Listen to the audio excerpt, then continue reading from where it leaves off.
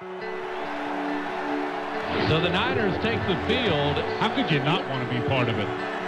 I grew up rooting for this team since I was the age of 3 or 4. I sit here and kind of like pinch myself that like this is where I am now. If you'd told me that when I was a little kid, I never would have believed it.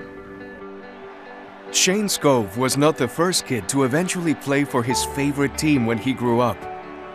But no one else has done it quite like this. I was born in San Francisco, California, but at the age of 9, we moved down to Mexico, and my family has lived there ever since. In 1999, Shayne's father, Peter, moved his young family to Guadalajara, primarily to help his wife, Terry, cope with her developing multiple sclerosis.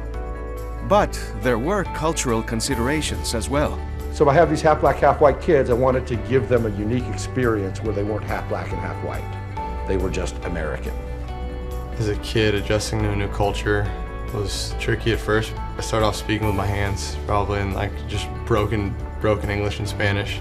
But within like a year, I was already speaking Spanish and kind of just took off from there. In Mexico, Shayne not only learned the language, he also learned a distinctly American game. It's where me and my brother first started playing Pop Warner football, so it was obviously a big thing for us, starting down in Mexico, playing Guadalajara. I started off playing cornerback and safety. Actually didn't end up transitioning to linebacker until my senior year of high school, and then was fortunate enough to get a scholarship offer to Stanford University. At Stanford, Skov played an integral role for a program in the midst of an unlikely turnaround. My dad and I had kind of seen the athletic potential that the football program had at the time, and over the past 6 years, it's really come to fruition. Shayne Skov! Following a wildly successful collegiate campaign, punctuated by Orange Bowl and Rose Bowl victories, Skov entered the NFL draft in 2014.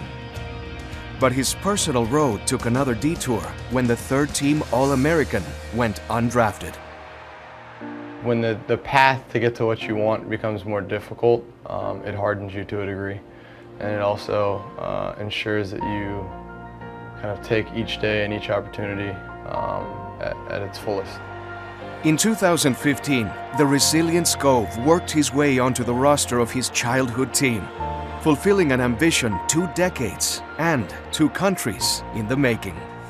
And though he's devoted his career to America's game, his Mexican roots still run deep. I go down there twice a year in the off-season just so I can kind of get some peace and quiet, visit my dad, visit my sisters, take a little vacation, and usually do some camps down there. That's where my home is. That's where I grew up. I mean, it's for all the kind of quirks, it's part of what makes me who I am.